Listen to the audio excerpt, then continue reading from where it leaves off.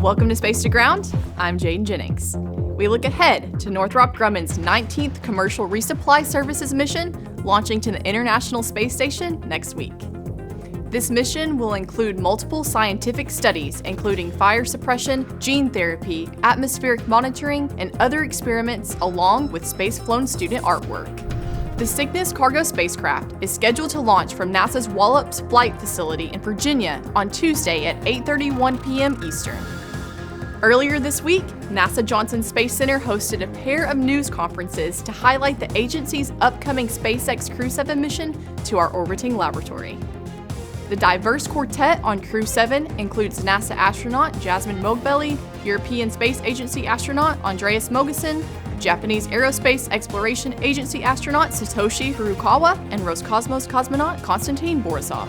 In addition to Crew 7, NASA astronaut Laurel O'Hara also participated in the crew briefing and interviews. And just a month after the launch of Crew 7 from the Kennedy Space Center, O'Hara will join them on station when she launches from the Baikonur Cosmodrome. Let's dive into one of the science experiments on station this week. Changes in plants, specifically genetic changes, are now known to occur in response to the stress of the spaceflight environment. These physiological adaptations to spaceflight are only beginning to be understood. The Plant Habitat 03 investigation examines whether epigenetic adaptations in one generation of plants grown in space can transfer to the next generation. These epigenetic changes involve adding extra information to DNA rather than changing it.